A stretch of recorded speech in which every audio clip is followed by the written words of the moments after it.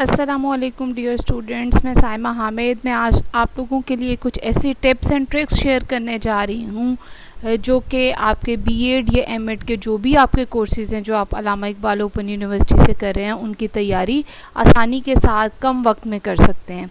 ठीक है जी, लेट्स गेट स्टार्टेड।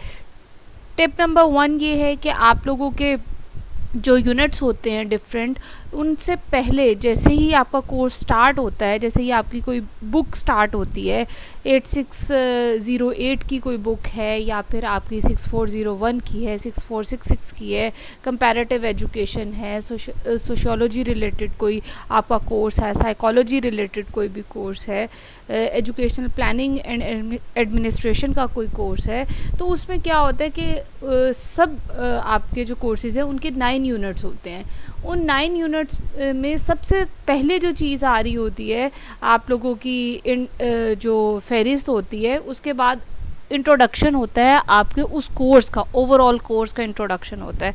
मैं आप लोगों से रिक्वेस्ट करूंगी कि आप उस इंट्रोडक्शन को ज़रूर पढ़ें। उस इंट्रोडक्शन को पढ़ने से ये फ़ायदा होगा कि आपको ओवरऑल उस कोर्स को जिस पर्सपेक्टिव में और जिन चीज़ों को मद्देनज़र रखते हुए बनाया गया है वो आप लोगों को चीज़ें पता चल जाएंगी। इसके साथ साथ इंट्रोडक्शन के साथ आपका जो है ऑब्जेक्टिव, कोर्स के ऑब्जेक्टिव डिस्कस किए जाते हैं।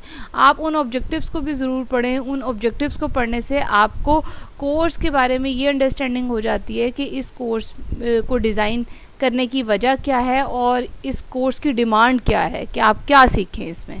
उसके बाद आप जो 9 यूनिट्स हैं, तमाम 9 यूनिट्स के इंट्रोडक्शन और ऑब्जेक्टिव्स भी ज़रूर पढ़ें।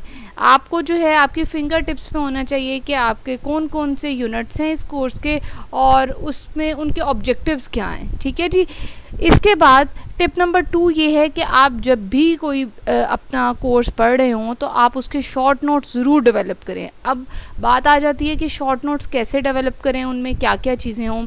एक तो जो आपके कोर्स की कुछ डेफिनेशन है, 5-7 इम्पॉर्टेंट डेफिनेशंस होती हैं एटलीस्ट किसी भी कोर्स की, उनको जो है वो ज़रूर अपने उसमें शॉर्ट नोट्स में मेंशन कर लें। या कोई भी यूनिट है जिस भी नाम से वो यूनिट स्टार्ट हो रहा है, जैसे एजुकेशनल प्लानिंग एंड मैनेजमेंट है तो उसमें एजुकेशनल प्लानिंग क्या है, एजुकेशनल मैनेजमेंट क्या है, एजुकेशनल एडमिनिस्ट्रेशन क्या है, इन चीज़ों को जो है आप एड्रेस कर सकते हैं।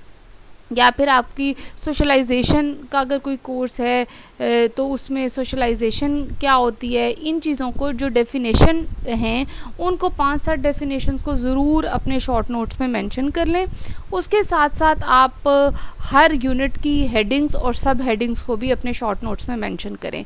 इसके साथ साथ कोई फार्मूलाज हैं, कोई फिगर्स हैं, कोई इंपॉर्टेंट डेट्स हैं, उनको आप जो है अपने शॉर्ट नोट्स में इंक्लूड कर सकते हैं। इस तरह से ये होगा कि आपका जो तकरीबन 50 या 60 पेजेस का जो एक यूनिट है वो आपके पास 1-1.5 सफ़े में, आप बेशक हैंड रिटन लिख लें, बेशक वर्ड पर टाइप करके अपने पास रख लें, उसे आप महफूज कर सकते हैं। उसके बाद जब आप अपने शॉर्ट नोट्स तमाम यूनिट्स के डेवलप कर लें तो आपने एग्ज़ाम में क्या करना है या एग्ज़ाम से कुछ देर पहले क्या करना है, अपने शॉर्ट नोट्स को रिवाइज़ करना है। बुक को छोड़ दें, फिर शॉर्ट नोट्स को रिवाइज़ करें, उनकी हेडिंग, सब हेडिंग या फिर डेफिनेशंस जो हैं उनको मेमोराइज़ करने की कोशिश करें।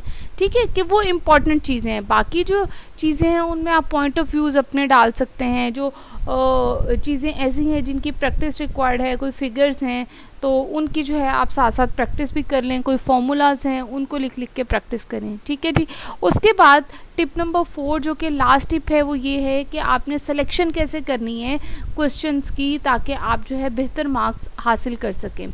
आपने ऐसे करना है कि जो ओपन यूनिवर्सिटी के बीएड और एमएड के जो क्वेश्चन पेपर्स होते हैं उनमें जो क्वेश्चंस की ऑप्शंस होती हैं, आपने 5 क्वेश्चन अटेम्प्ट करने होते हैं।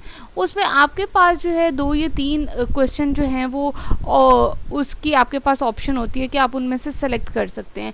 अब ओपन यूनिवर्सिटी का जो क्वेश्चन पेपर है उसमें क्लोज एंडेड क्वेश्चन भी होते हैं और ओपन एंडेड भी होते हैं। एटलीस्ट 2 ओपन एंडेड या 1 ओपन एंडेड क्वेश्चन ज़रूर होता है।